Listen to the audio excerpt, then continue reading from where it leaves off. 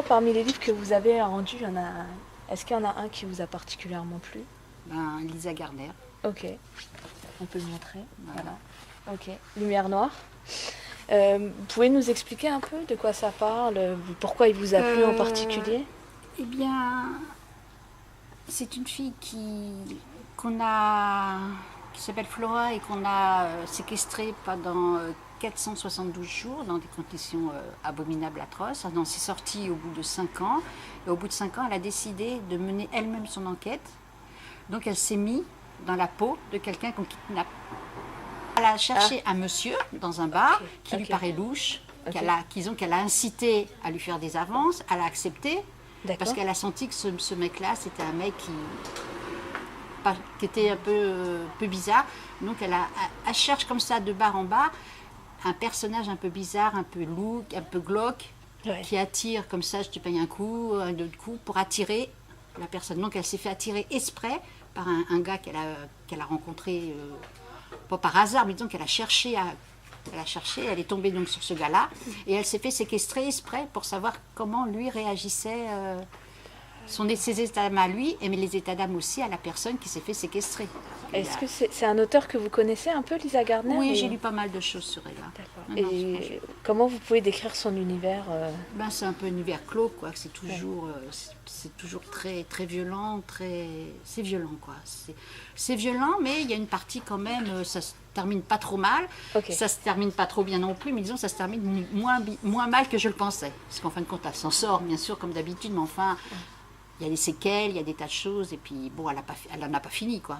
Et en quoi un peu ces univers, un peu ces romans sombres vous attirent particulièrement? J'aime bien. Ouais. J'aime bien tout ce qui est policier, tout ce qui est un peu glauque, un peu bizarre, pas spécialement glauque, mais bizarre, quoi. À la recherche, en fin de compte, comment je dirais-je, qui peut être vrai, comme qui peut être... mais enfin, c'est vrai qu'on peut se faire kidnapper, on peut rester kidnappé pendant plusieurs jours, avoir des rapports avec son kidnappeur parce que bon, on s'entend bien avec, et puis après, on n'a pas envie de le dénoncer. Enfin, vous voyez, ce genre de truc un peu glauque, quoi. Voilà. Ça vous intéresse de nous lire un petit extrait comme ça de l'ouvrage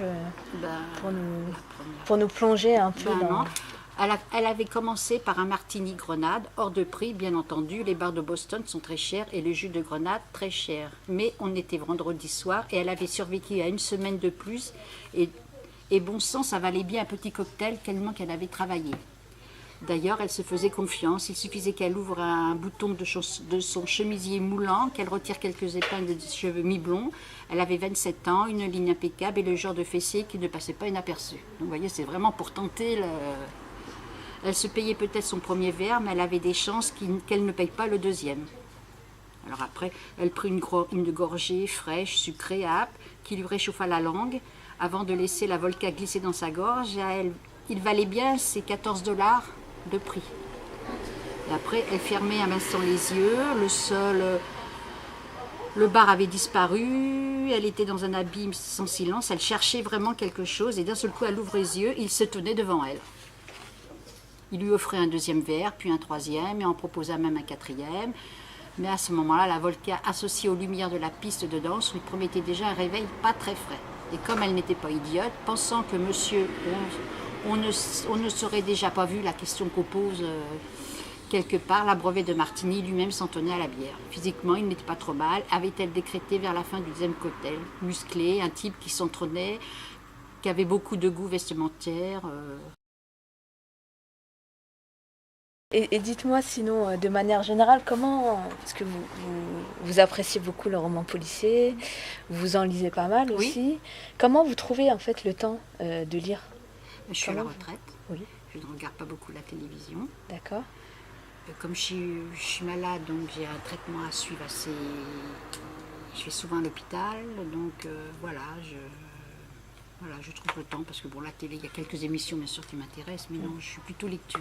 Et il y a un moment que vous appréciez dans la journée? J'ai toujours apprécié lire, et maintenant que je suis à la retraite, c'est encore... Mais sinon, j'ai toujours, je suis là, ça fait au moins 40 ans que je suis à cette bibliothèque, et j'ai toujours pris des bouquins, j'ai toujours... Mais dans la journée, quel est le moment que vous préférez? Il n'y a pas de moment, une fois que j'ai fait mon petit boulot, quoi. Oh, d'accord. Une fois que j'ai fait un peu de vaisselle, mon petit ménage, voilà, on joue un petit peu avec mon mari au Scrabble, ou trucs comme ça. Et puis après, bon, bah voilà, non, il n'y a pas vraiment de moment où je lis. Ça peut être en fin de matinée, comme ça peut être en début d'après-midi. D'accord. Il n'y a pas de... J'ai pas de... Vous n'avez pas de rituel? Non, pas du tout. D'accord. Et quand je commence un livre, je le finis. Je n'aime pas en commencer deux. Je suis capable de commencer un bouquin et de l'arrêter de le lire au bout de une vingtaine, trentaine de pages parce qu'il ne m'intéresse absolument pas. Ah, je suis capable d'arrêter de lire le bouquin parce qu'il ne m'intéresse pas. Vous n'avez pas de complexe. Ça vous est arrivé avec un auteur en particulier? Ça m'est arrivé, mais c'est parce que la bibliothèque m'avait proposé un livre, je ne sais pas comment il s'appelle, genre Musso, quelque chose comme ça, et j'aime pas du tout. D'accord. Alors j'essaie quand même, parce que Oui. bon, je me dis, il ne faut pas être plus bête que tu ne l'es. Donc j'essaye de lire, mais non, franchement, c'est... Vous n'avez pas accroché? Non, j'accroche pas. Alors quand j'accroche pas, je ne me fatigue pas. Bon, il y en a qui regardent la fin du bouquin. Moi non, je ne regarde pas la fin, mais je ne m'intéresse pas. D'accord. Par contre, je ne regarde jamais la fin d'un bouquin. Ok. Et sinon, vous avez un conseil un peu à donner à des lecteurs qui aimeraient lire, mais qui ne trouvent pas forcément le temps? Enfin, quel conseil vous donneriez, de votre expérience? Moi, je sais que je prends le temps de lire et je ne regarde pas la télé. Je n'ai pas d'amis, enfin, j'ai pas d'amis proches.